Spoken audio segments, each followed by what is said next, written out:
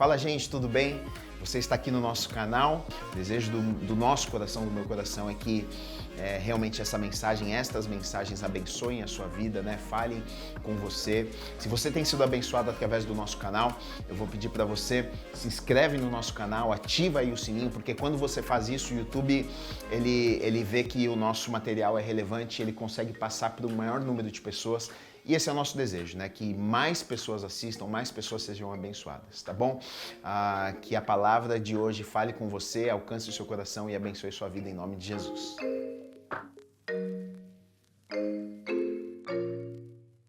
Se você está com a sua Bíblia, abra em Josué, no capítulo 1. Eu vou ler com vocês apenas 2 versículos para começarmos, versículo 1 e 2. Se você quiser deixar aberto aí, depois nós vamos ler mais alguns versículos, ou então você pode também acompanhar a leitura no telão conosco. Josué capítulo 1, versículos 1 e 2 diz assim: Sucedeu, depois da morte de Moisés, servo do Senhor, que este falou a Josué, filho de Num, servidor de Moisés, dizendo: Moisés, meu servo, é morto. Dispõe-te agora, passa este Jordão, tu e todo este povo, a terra que eu dou aos filhos de Israel. Amém. Vamos orar. Deus, obrigado, Pai, pela tua palavra. Te agradeço pela vida de cada pessoa que entrou neste lugar nesta manhã. Eu sei que não foi por acaso, talvez pessoas vieram convidadas, talvez, não sei, de qualquer forma eu sei que foi um encontro que o Senhor marcou conosco nessa manhã. Eu sei que o Senhor quer falar aos nossos corações. Nós abrimos os nossos corações, abrimos os nossos ouvidos para te ouvirmos nesta manhã. Haja com liberdade neste lugar. Usa a minha vida, Deus, para que tudo aquilo que está no coração do Senhor seja derramado em nossos corações, Pai. Que eu seja apenas um instrumento nas mãos do Senhor, que não haja impedimentos neste lugar. Que o Senhor flua com liberdade, falando conosco, alcançando os nossos corações, em nome do Senhor Jesus Cristo. Amém e amém. Você pode aplaudir o Senhor Jesus? A palavra de Deus é maravilhosa. Para você que já conhece um pouco a história de Josué, a história de Moisés, talvez você esteja familiarizado com o que está acontecendo aqui, talvez você não conheça, talvez você está dizendo: puxa, quem foi Josué e o que está acontecendo? Deus aparece a Josué, e aqui os versículos que eu li para vocês é no momento que Moisés morre, e aí Deus chega para este homem chamado Josué e diz: olha, já que Moisés morreu, agora o cajado está sendo passado para você, agora você vai liderar o povo, agora você vai pegar este povo que estava no Egito e vai conduzir este povo até a terra prometida. Só para entendermos um pouquinho o que está acontecendo aqui, eu sei que muitos conhecem a história, mas talvez alguns não conheçam a história. Então, nós sabemos que o povo de Israel viveu no Egito durante muitos anos, né? Longe da terra prometida, longe daquilo que Deus havia sonhado para a vida deles. E isso por conta do pecado, isso por conta das falhas, dos erros, escolhas e decisões.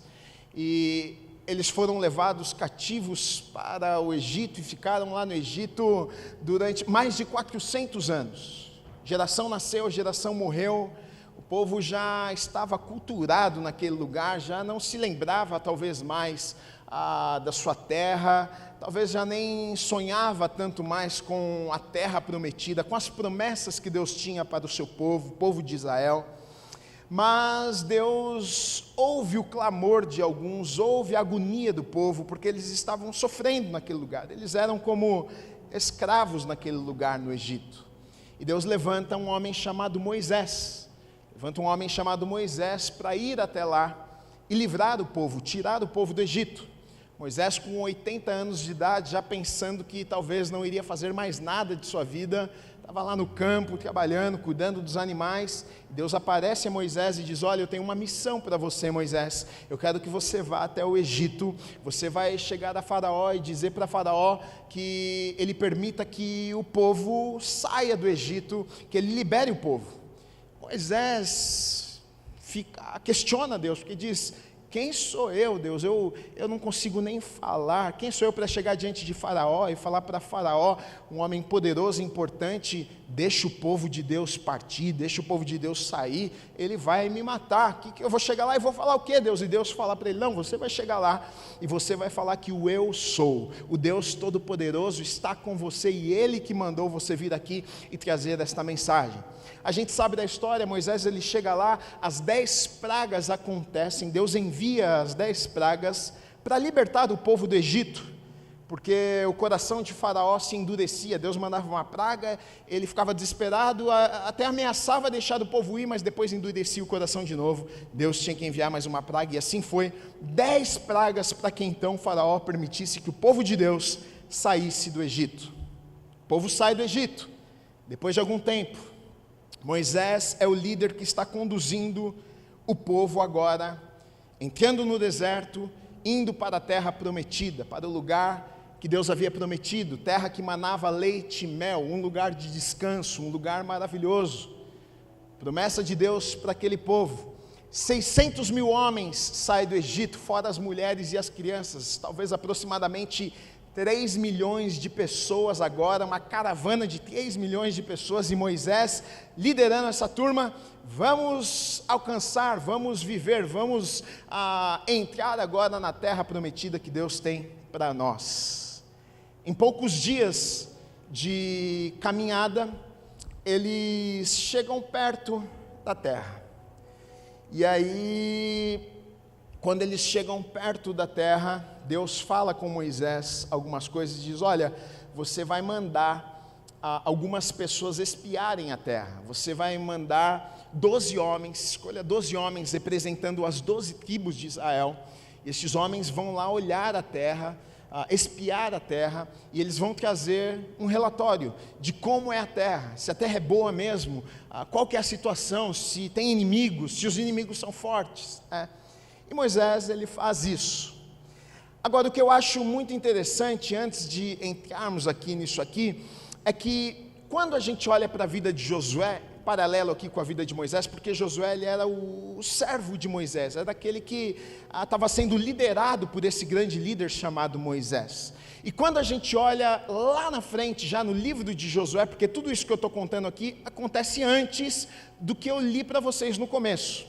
O que eu li para você, na verdade, é a morte de Moisés. Moisés está morrendo e Deus fala para Josué agora: eu vou te levantar e você vai entrar na terra prometida com o povo. E quando eu olho para Josué, eu posso até pensar: puxa, injusto, porque Moisés foi o homem que estava quietinho, com 80 anos de idade, ouviu a voz de Deus, saiu da sua terra, foi até o Egito, enfrentou Faraó, tirou o povo de lá, andou com o povo no deserto, e na hora de entrar na terra prometida, ele morre e Josué entra. Josué ficou com a parte boa, não teve trabalho nenhum. E algumas vezes nas nossas vidas a gente pode até chegar a pensar isso algumas vezes, e até de algumas pessoas. Às vezes a gente olha para a vida de algumas pessoas e a gente pensa: pô, eu acho que Deus é meio injusto, eu acho que Deus, não é possível, porque a gente vê a vida daquele ali deu certo, daquela dá certo, a minha não dá certo. Mas deixa eu dizer uma coisa para vocês, sabe o que acontece? Muitas vezes a gente olha para o sucesso, muitas vezes a gente olha para um momento da vida de uma pessoa e a gente pensa: pô, essa pessoa chegou aqui e foi da noite para o dia. Não, querido e querida, você não estava lá, você não sabe do choro, você não sabe do clamor, você não sabe das lutas, você não sabe dos passos, você não sabe das escolhas, você não sabe das decisões que essa pessoa tomou para chegar no lugar que ela chegou. Talvez eu olho, quando leio para Josué no capítulo 1 e penso: puxa, Josué ganhou de presente aqui. Não, mas a gente precisa voltar um pouco, olhar para a vida de Josué. Será que Josué não fez nada para estar neste lugar agora que ele estava? Quero dizer uma coisa para vocês: Deus nos vê no secreto, mas honra as nossas vidas em público. Deus vê o nosso secreto e honra as nossas vidas em público. Aquilo que ninguém vê, Deus vê. Quando você toma decisões corretas na sua vida, íntegras, diante de Deus, talvez pessoas não sabem, mas Deus sabe. E aí as pessoas, quando olham para você e veem Deus usando a sua vida, ou então veem um lugar que você chegou, veem uma posição que você chegou, e elas almejam e até invejam e falam: nossa, como é que aconteceu isso da noite para o dia? Não, elas não viram, mas Deus viu. Os olhos do Senhor estão em todos os lugares, Ele sabe de todas as coisas. Quando você estava lá nas pequenas decisões, nas pequenas escolhas do dia a dia, Deus estava lá vendo você. Então nada acontece da noite para o dia. E é sobre isso, na verdade, que eu quero falar com vocês nessa manhã, porque olhando para a vida de Josué, a gente pode até pensar isso. Se a gente começa lendo de Josué no capítulo 1, a gente fala: Deus, parece meio injusto isso. Moisés era aquele que merecia talvez entrar na terra prometida e não Josué. Mas então vamos olhar um pouco das escolhas de Josué. Vamos olhar então um pouco do que aconteceu na vida de Josué para que então ele chegasse nesse lugar que ele chegou.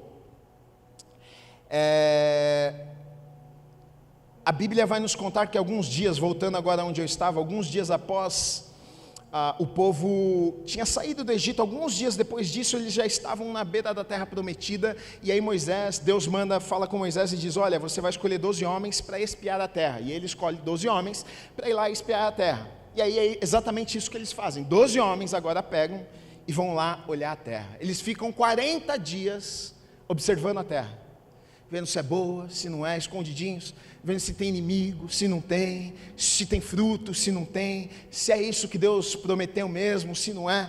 Depois de 40 dias, eles voltam e eles trazem o relatório, eles trazem tudo aquilo que eles viram para Moisés, os 12 homens. E aí em Números, no capítulo 13, dos versículos 25 a 33, diz o seguinte: ao cabo de 40 dias voltaram de espiar a terra. Caminharam e vieram a Moisés e a Arão e toda a congregação dos filhos de Israel, no deserto de Parã, a Cádiz. Deram-lhe conta a eles e toda a congregação e mostraram-lhes o fruto da terra. Relataram a Moisés e disseram: fomos à terra a quem nos enviaste, e verdadeiramente mana leite e mel, este é o fruto dela. O povo, porém, que habita nessa terra é poderoso, e as cidades muito grandes e fortificadas. Também vimos ali os filhos de Anak. Os amalequitas habitam na terra do Neguebe, os heteus, os jebuseus, os amorreus habitam na montanha. Os cananeus habitam ao pé do mar e pela ribeira do Jordão. Então Calebe fez calar o povo perante Moisés e disse: eia, subamos e possuamos a terra, porque certamente prevaleceremos contra ela.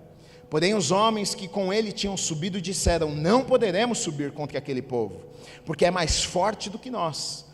E diante dos filhos de Israel infamaram a terra que haviam espiado, dizendo: a terra pelo meio da qual passamos a espiar é a terra que devora os seus moradores, e todo o povo que vimos nela são homens de grande estatura. Também vimos ali gigantes, os filhos de Anak, que são descendentes de gigantes, e éramos aos nossos próprios olhos como gafanhotos, e assim também o éramos aos seus olhos. Olha só que coisa, 12 homens foram espiar a terra. Eles chegam lá, ficam 40 dias espiando a terra, eles voltam e trazem o relatório deles para Moisés, o líder. E aí, o que é que vocês viram lá? Os 12 homens viram a mesma coisa. Os 12 homens viram a mesma terra. Os 12 homens viram os mesmos gigantes que o texto está falando. Os 12 homens viram a terra que manava leite e mel, viram os frutos que eram bons, mas cada um trouxe um relatório diferente. 10 disseram para Moisés: olha Moisés, a terra é maravilhosa, a terra é muito boa, mas, vou dizer uma coisa para você, não tem como nós entrarmos nessa terra. Os inimigos são fortes, os inimigos são grandes, eles são tão grandes, eles são gigantes, que quando nós olhamos para eles, a gente se sentiu, sabe como? Como gafanhotos na presença deles. Não tem como, a terra é maravilhosa, mas não tem como a gente invadir, não tem como a gente entrar nessa terra. Então olha só, 10 dos 12 reconheceram que a terra era maravilhosa, mas não tinha como entrar na terra. E a Bíblia vai nos dizer que apenas dois, Josué e Calebe, voltaram e disseram para Moisés e para o povo: não, a terra é boa, a terra é maravilhosa, e nós vamos conquistar a terra, nós vamos dar passos, nós vamos entrar na terra, a gente vai viver aquilo que Deus falou que nós poderíamos viver.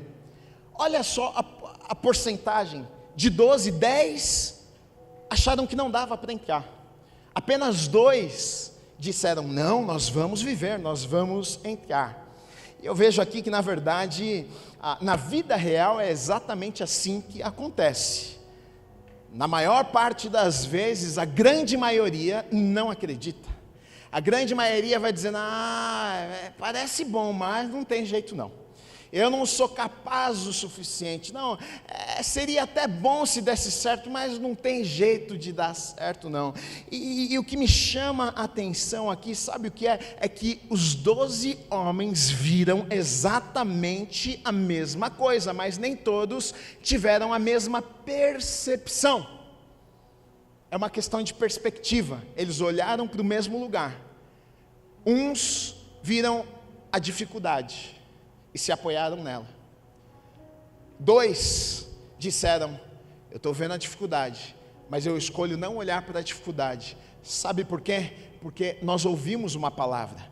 Deus nos prometeu, Deus disse que nós entraríamos na terra prometida, Deus nos deu uma palavra, Deus disse que nós iríamos avançar para a terra que mana leite e mel. Então, mesmo que os inimigos sejam grandes, mesmo que tenha gigantes nessa terra, se Deus disse que nós iríamos conquistar, nós vamos conquistar. 10 escolheram olhar para os inimigos, 10 escolheram se apoiar nas circunstâncias, 10 escolheram olhar e falar assim: não, realmente, pelo natural, não tem como nós conquistarmos essa terra. Apenas 2 olharam e disseram: não, mesmo que pareça impossível, se Deus disse que é possível, nós vamos conquistar aquilo que Deus nos prometeu. E aqui eu caio no primeiro ponto que eu quero falar com vocês: como e não o que eu vejo determina o meu futuro. Como e não o que. Porque aqueles 12 viram a mesma coisa, todos viram a mesma coisa. Os 12, o problema não é o que eles viram, o problema foi a perspectiva que cada um teve. O problema não foi que, teve 10 que viram mais ou menos e os outros 2 viram, não, eles viram a mesma coisa. Então, quem entenda que o problema não é uma questão de ver, o problema é uma questão de perspectiva, porque muitas vezes nós olhamos com os nossos olhos naturais, e foi exatamente o que aqueles 10 homens fizeram. Eles olharam e disseram: não tem como. Eles olharam no natural, não tem como, os inimigos são gigantes, a gente não vai conseguir avançar. E na verdade é a nossa tendência, sempre nós olharmos o natural, sempre a gente olhar as impossibilidades, sempre a gente olhar e dizer: não vai ter jeito, eu não vou dar conta, a conta não vai fechar, eu não vou conseguir, não vai dar certo. Por quê? Porque a gente é de carne, pele e osso, a gente tem sentimentos, mas na verdade é o que a palavra vai nos dizer: olha, não tem como nós servirmos, não tem como nós agradarmos a Deus se nós não tivermos fé. E o que é fé? O que é fé? Hebreus 11:1. Fé é a certeza de coisas que se esperam, convicção de fatos que não se veem. Convicção de fatos que não se veem. Convicção das coisas que a gente não vê. Olha que coisa louca, a fé é a convicção de coisa que a gente não vê. É isso mesmo. Então eu não preciso ver para ter convicção. É isso mesmo. Isso é fé. Então quer dizer, eu não estou vendo nada, não tem problema, mas eu tenho convicção. Mas eu não estou sentindo nada, não tem problema, mas eu tenho convicção. Eu não preciso ver alguma coisa para ter convicção. Eu não preciso sentir alguma coisa para ter convicção. Pelo contrário, diz o seguinte: fé é a certeza das coisas que se esperam. Então a minha fé, ela não está apoiada em coisas. A minha fé não está apoiada em circunstâncias. A minha fé não está apoiada em sentimentos. Aonde está apoiada a minha fé? A minha fé está na certeza das coisas que se esperam. O que é que eu espero? Eu não espero nada menos do que a palavra de Deus me promete. Deus me prometeu, é isso que eu espero. A palavra diz isso, é isso que eu espero. Eu não espero que a política diz, o que o país diz, o que o momento diz, o que as pessoas estão... Não. A minha fé, a minha vida não está apoiada nestas coisas. Eu não preciso ver para tomar as minhas decisões. Eu não preciso sentir para tomar as minhas decisões. As minhas decisões e a minha vida, ela está firmada onde? Ela está apoiada onde? Na palavra de Deus. Isto é fé. Fé é eu apoiar a minha vida na palavra de Deus, independente do que eu sinto, independente do que eu vejo, mas é difícil para nós, porque a gente quer sentir, a gente quer ver, a gente quer, cadê? 10 olharam e falaram, não, os gigantes vão cortar a nossa cabeça, e na verdade eles preferiram estar no Egito. Eles olharam e falaram o seguinte: o que nós estamos fazendo aqui? Era melhor estar no Egito do que estar aqui, eles vão nos matar aqui. Preferiram estar lá onde eles eram escravos, porque o que acontece é exatamente isso. Quando vivemos por sentimentos, por vista, aquilo que os nossos olhos podem ver, muitas vezes a gente vai se deparar com o impossível, e aí é onde choca, é onde existe um confronto, e agora o que é que eu vou fazer? Eu vou acreditar nas circunstâncias, eu vou ficar com medo, eu vou retroceder, ou eu vou confiar naquilo que Deus falou comigo? Apenas 2 dos 12 disseram, não, os inimigos são grandes, mas nós não vamos titubear. Deus nos deu uma palavra, Deus nos deu uma promessa, nós vamos herdar a terra prometida, a gente vai pisar nesse lugar, terra que mana leite e mel. Então mesmo que a circunstância seja adversa, não tem problema, a gente não é afetado e abalado por aquilo que os nossos olhos naturais veem, ou pelos nossos sentimentos. Eu estou com medo, eu estou morrendo de medo dos inimigos, vão me matar. Não tem problema que eu estou com medo, que eu estou sentindo medo, que o que eu estou vendo parece ser grande demais, e vai me destruir. Não tem problema, o que eu sei é que Deus me deu uma palavra, e se Deus me deu uma palavra, vai se cumprir na minha vida, e ponto final.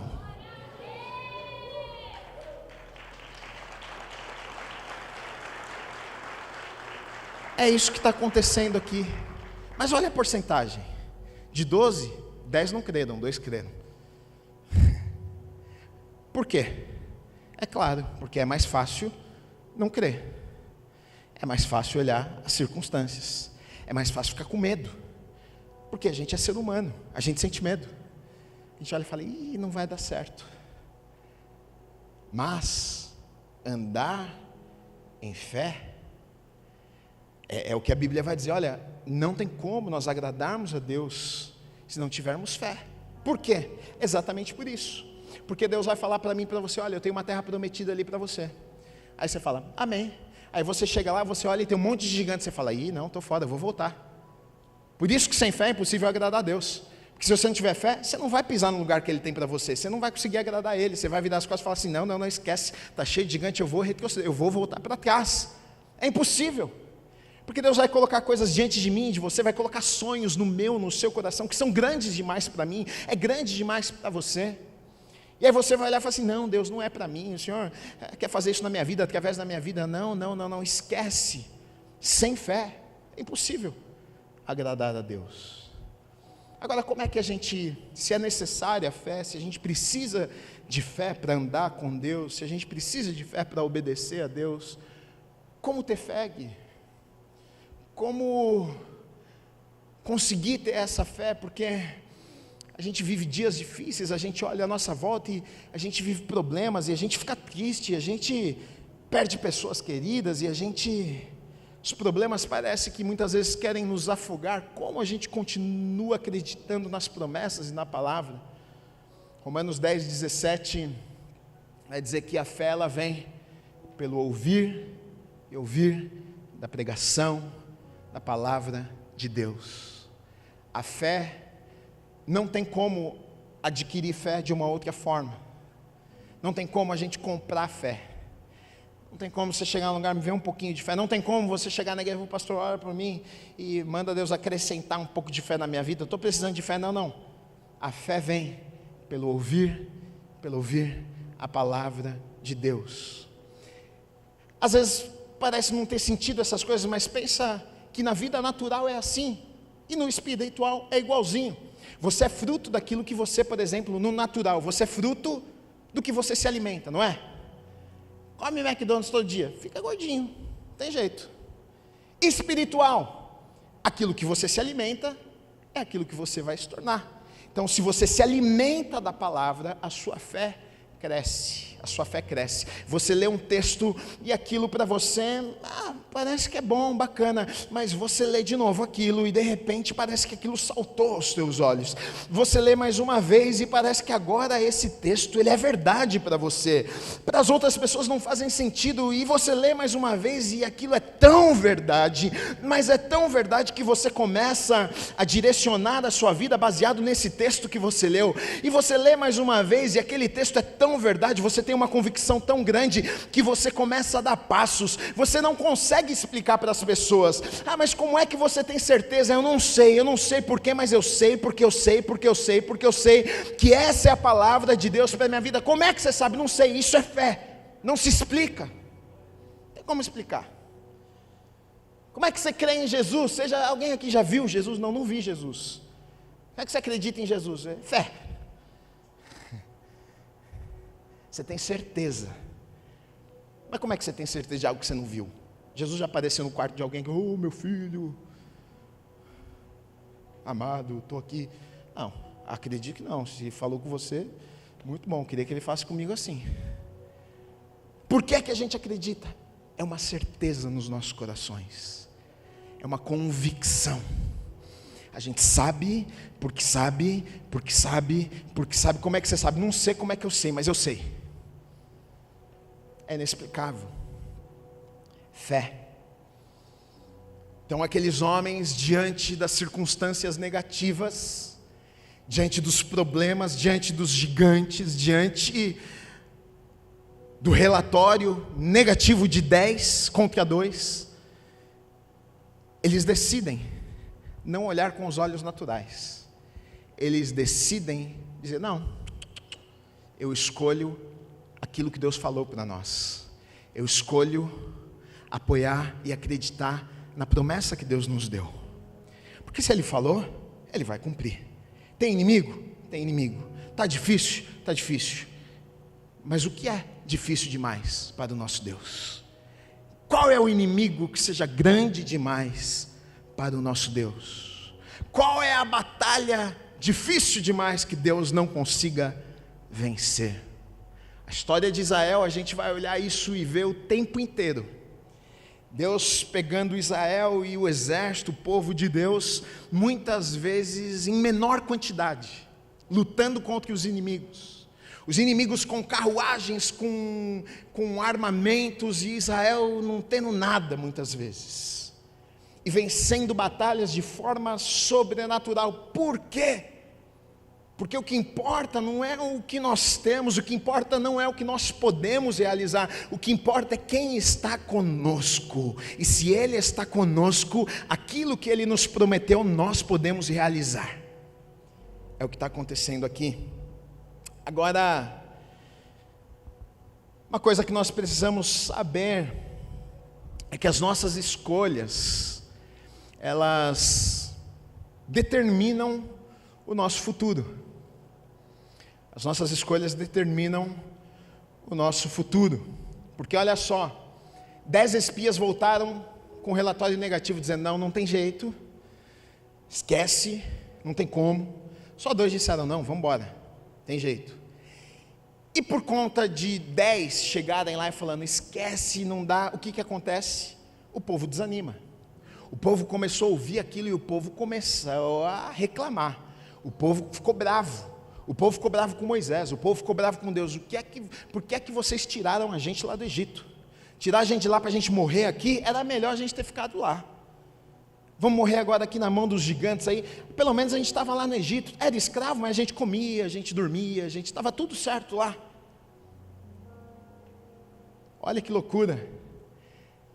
Preferindo ser escravo do que enfrentar inimigos para viver as promessas. Sabe por quê? Porque o novo, as promessas de Deus para as nossas vidas, exige de nós que a gente saia da nossa zona de conforto. E nem todos estão prontos para dar um passo para fora do barquinho. A gente olha para Pedro e diz: Pedro andou sobre as águas, mas ele teve que pular do barquinho. Estava todo mundo no barco, só Pedro pulou do barco. A gente se esquece a gente fala, nossa, Pedro andou, ele afundou, mas ele foi o único que pulou do barquinho. É muito mais fácil ficarmos na nossa zona de conforto. O povo então preferia ser escravo do que olhar e dizer, não, vamos lutar, vamos adiante, vamos para frente. Não é melhor a gente ser escravo. Na verdade, muitas vezes eu vejo que muitas pessoas preferem isso. Não, me deixa aqui quietinho, não precisa nem mexer muito na minha vida, Deus não me faz nada, eu estou aqui, deixa quietinho, não quero confusão.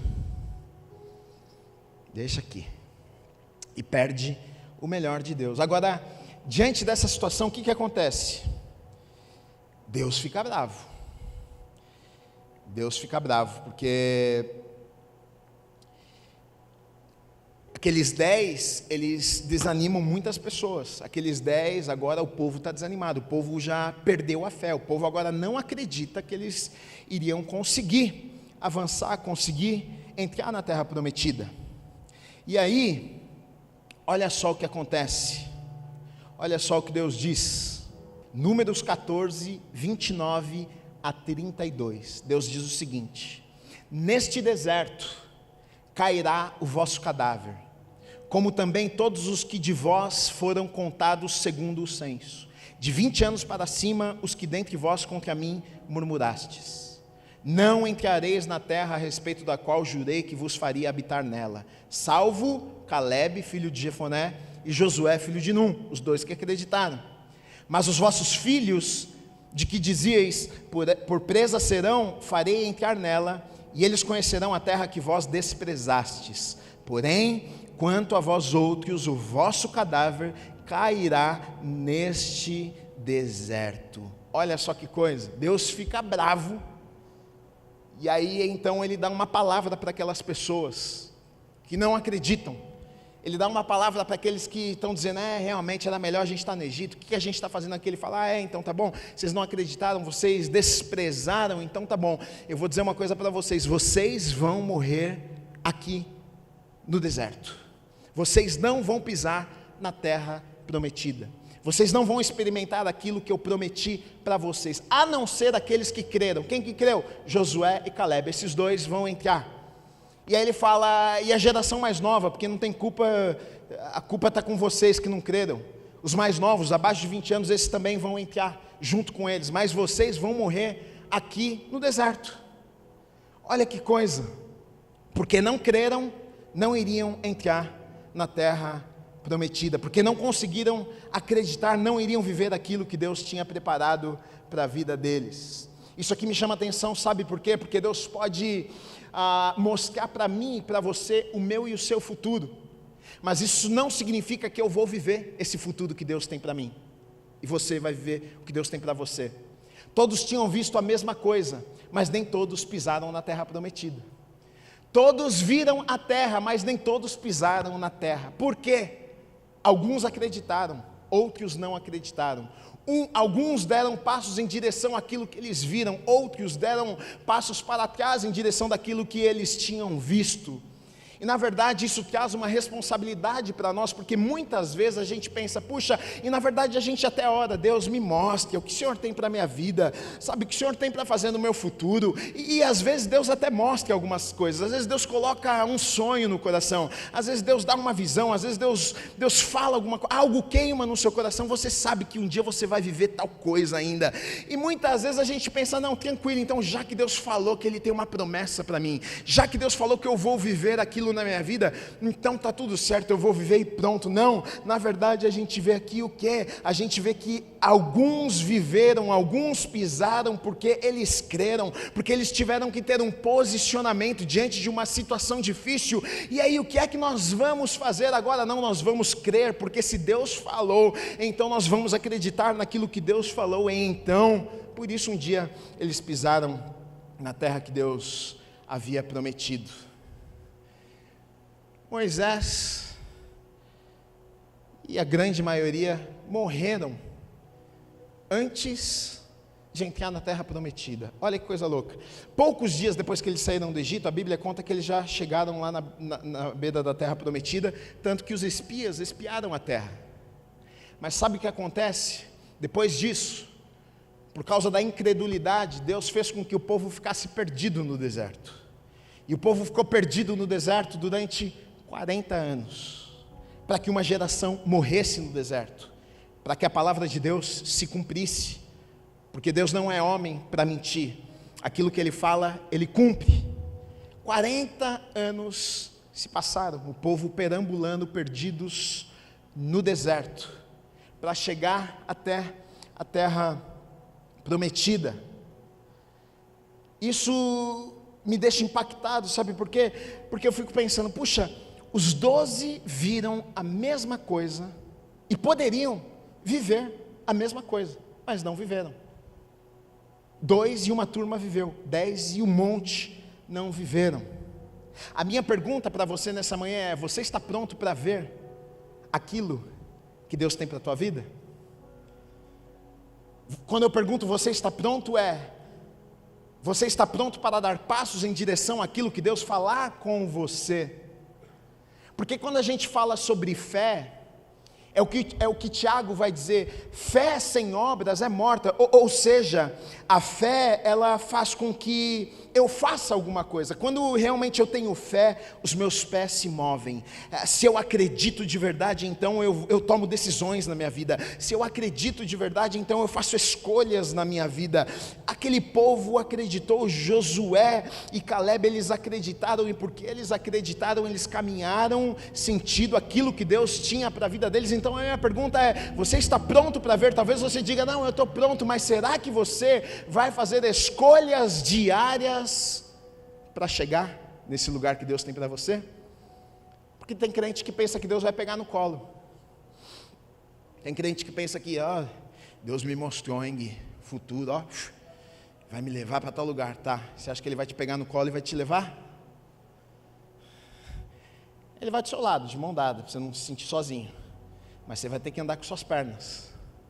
Você vai ter que dar passos em direção àquilo que Ele colocou no seu coração. Existe uma parte que é responsabilidade sua. Deus vai fazer a parte dele. Então coloquei 4 coisas aqui que nós precisamos saber. Deus, acredito que antes de vermos alguma coisa, eu acho que a gente precisa ter algumas convicções. Eu acho que antes de a gente ver aquilo que Deus tem para as nossas vidas, entender aquilo que Deus tem para as nossas vidas, a gente tem que estar convicto de algumas coisas. Eu coloquei 4 coisas. Deus não pensa como o homem pensa. Os pensamentos e caminhos de Deus são maiores que os nossos. 2, não existe impossíveis para o nosso Deus. 3, Deus é fiel, aquilo que Ele fala, Ele cumpre. 4, Deus não mente. Por que é importante eu ter estas convicções? Porque quando Deus me mostrar e eu falar é impossível, mas eu sei disso aqui, Deus não mente, não existe nada que seja impossível para Deus. O meu Deus é grande, o inimigo pode se levantar, mas o meu Deus é maior. Agora, quando eu não sei, quando eu não tenho convicção, Deus falou comigo e me mostrou, eu falo: o quê? Eu vou dar meia volta, eu vou sair correndo para o outro lado, porque tem gigante ali na frente. Uma coisa que me chama a atenção nessa história também é o seguinte: o futuro que Deus tem para você, tem uma notícia ruim para você, tá? Tem gigantes lá, te esperando. Pô, Gui, tem gigantes te esperando. Às vezes a gente pensa que estamos livres dos gigantes. A terra mana leite e mel, a terra é maravilhosa. Deus havia prometido: eu vou levar vocês para uma terra de descanso, terra que mana leite e mel. E talvez o povo está dizendo: pô, agora a gente vai tirar uma férias, né? Porque 400 anos lá no Egito sofrendo, agora a gente vai para as nossas férias, terra que mana leite e mel. E de repente, quando eles estão pensando que estão indo para as férias, eles olham e veem um monte de gigante. Mas que férias é essa que tem gigante que quer cortar a nossa cabeça? E às vezes a gente fica frustrado com Deus porque a gente pensa: quando eu chegar lá, os meus problemas vão acabar. Quando eu chegar lá, não vai ter gigantes. Quando eu chegar lá, eu não vou ter problemas. Não se engane, não se engane. A promessa de Deus nunca foi que nós não teríamos problemas e os gigantes não apareceriam à nossa frente. A promessa de Deus é que Ele nos daria vitória, que Ele estaria conosco. E na verdade é isso que nós vemos aqui. Nós vemos Josué, a gente vê o povo avançando, entrando, conquistando a terra prometida. E não é que eles não tiveram dificuldades, a gente vai ver que Josué mais para frente ele tem que batalhar, ele tem que colocar o exército, eles têm que ir para cima, eles têm que invadir, eles têm que entrar. Por quê? Porque tem inimigos. Não tem jeito, o lugar é maravilhoso, aquilo que Deus tem para nós é maravilhoso, mas tem gigantes também.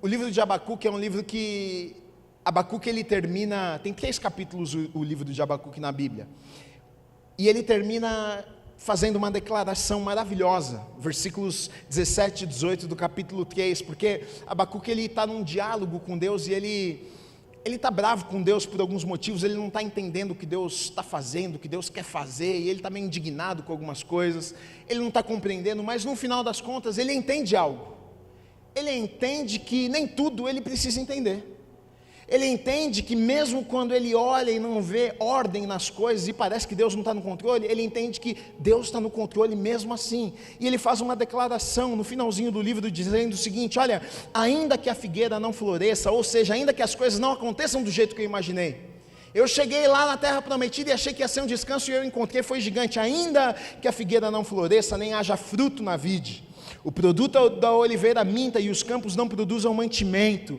as ovelhas sejam arrebatadas do aprisco e nos currais não haja gado, todavia eu me alegro no Senhor, exulto no Deus da minha salvação. Olha a declaração de Abacuque, olha, mesmo quando eu olho e eu vejo que não está tudo bem, está tudo bem, eu me alegro, por quê? Porque eu sei que Deus continua no controle de todas as coisas, que Deus está no controle de todas as coisas.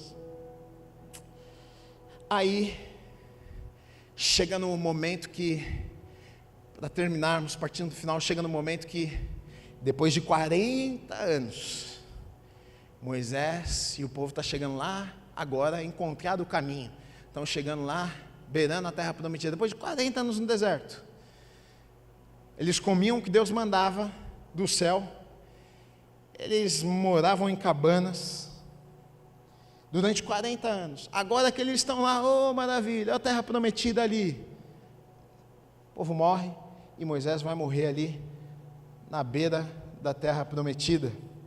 Aí em Deuteronômio 34, de 7 a 9, diz o seguinte: tinha Moisés a idade de 120 anos, quando morreu, não se lhe escureceram os olhos, nem se lhe abateu o vigor, os filhos de Israel prantearam Moisés por 30 dias, Moisés era tão amado que o povo ficou um mês chorando pela sua morte.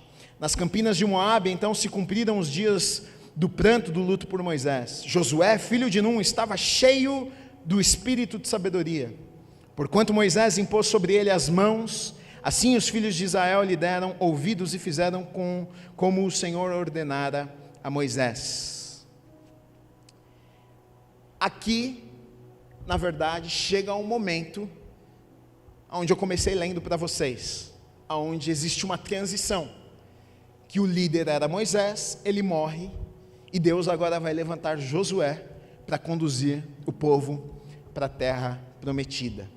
Esse momento de transição aqui, um momento sofrido, porque Moisés para aquele povo representava muitas coisas, segurança, foi ele que nos tirou do cativeiro, Deus usou a vida desse homem para nos levar para a terra prometida. Então agora é como se a esperança tivesse morrido junto com o nosso líder. E agora como é que nós vamos ficar? Como é que a gente vai fazer daqui para frente? Agora nós estamos perdidos, e é nesse momento que Deus vem, é nesse momento que Deus fala com Josué: Josué, levanta, Josué, se apronta aí, porque eu vou usar a tua vida. Josué 1:9, conhecido, né? Seja forte e corajoso. Deus falando com Josué: olha, seja forte e corajoso, tenha coragem, porque eu vou te levantar, eu vou usar a tua vida, você vai ser aquele que vai conduzir o povo para a terra da promessa, você vai ser aquele que vai ser usado para levar o povo para experimentar tudo aquilo que vocês esperaram tanto tempo. Agora o que me chama a atenção, sabe o que é? É que quando a oportunidade chegou, Josué estava pronto. A oportunidade chegou, Josué estava pronto. Está cheio de gente que perde a oportunidade porque não está pronto. Olha o que o texto diz: Josué, filho de Nun, estava como? Sentado, dormindo, preguiçoso, estava distraído? Não, estava cheio do espírito de sabedoria, porquanto Moisés impôs. Então olha só, antes de Moisés morrer, ele olha e ele vê alguém que está cheio do Espírito Santo. Então ele fala: é esse.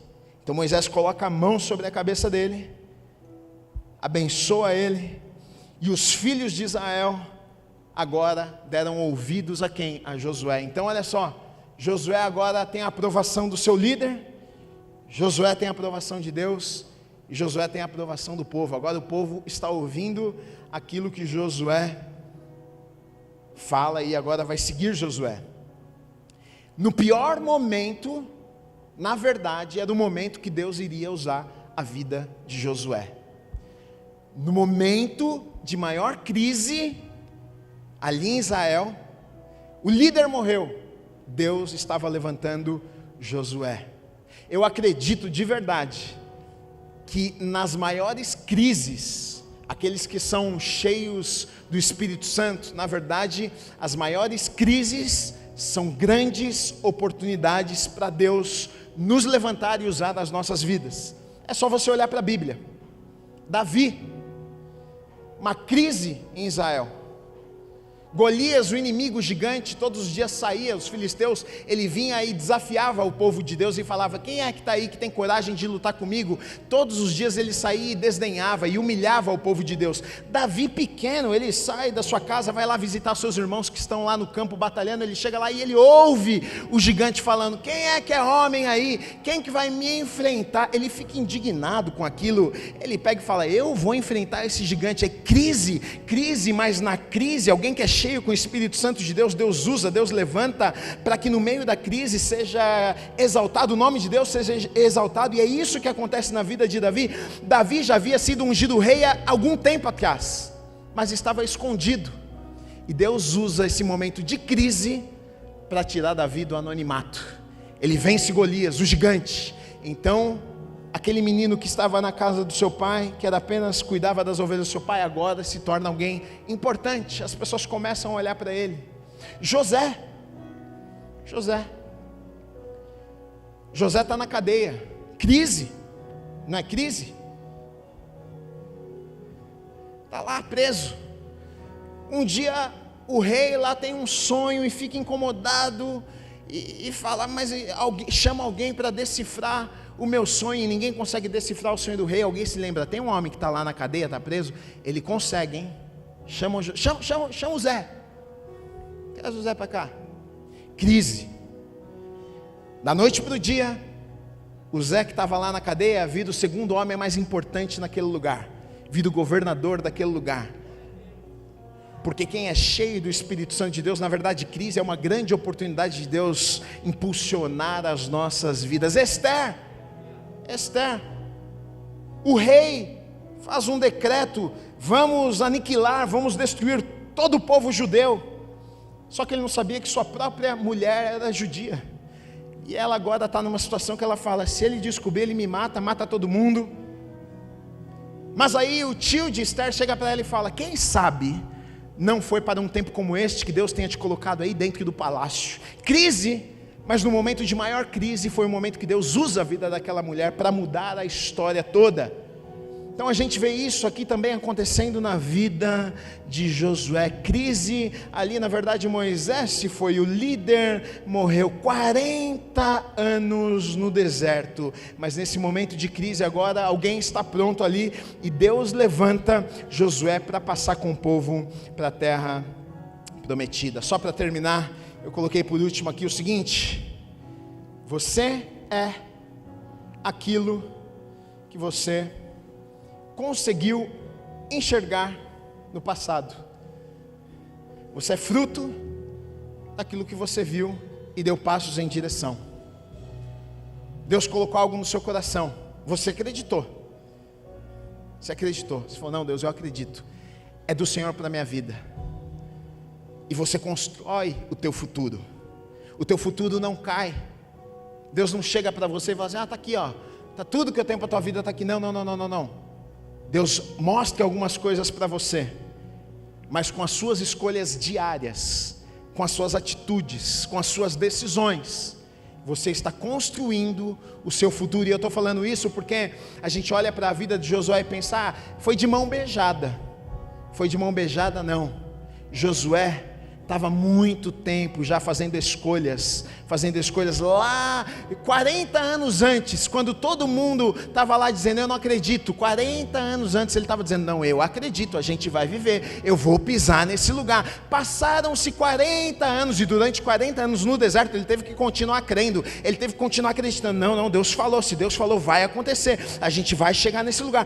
Pode morrer muita gente aqui no deserto, mas eu não vou morrer não, porque se Deus falou comigo, eu vou entrar naquele lugar, eu vou viver. Então aí a gente olha para Josué e fala, nossa Josué, foi fácil não, 40 anos, não foram 2 dias, não foi um mês, não foi um ano, não foi 5 anos, e muitas vezes a gente pensa que acontece de um dia para o outro. Não, é uma construção, você constrói o seu futuro, você dá passos em direção àquilo que Deus tem preparado para a sua vida. Por isso que o título da mensagem de hoje eu coloquei, caminhe em direção ao seu futuro, dê passos em direção ao seu futuro. Nós sabemos que Deus tem bons planos, nós sabemos que Deus tem um bom futuro para as nossas vidas.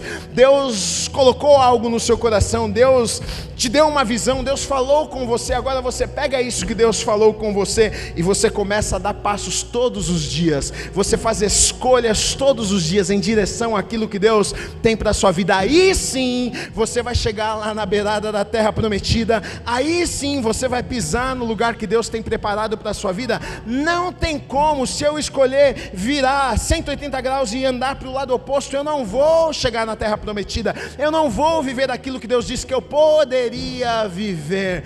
Todos viram, mas nem todos encaram, porque a atitude de todos não foi igual. Então preste atenção nas tuas escolhas, preste atenção naquilo que você faz no dia a dia, porque talvez você tenha visto algo maravilhoso, mas não significa que você vai entrar. A vontade de Deus é que você viva tudo aquilo que Ele tem para a sua vida, mas faça as escolhas, escolha os caminhos, tome as decisões corretas, para que então você pise neste lugar que Deus tem preparado para a sua vida, em nome de Jesus. Deus abençoe sua vida.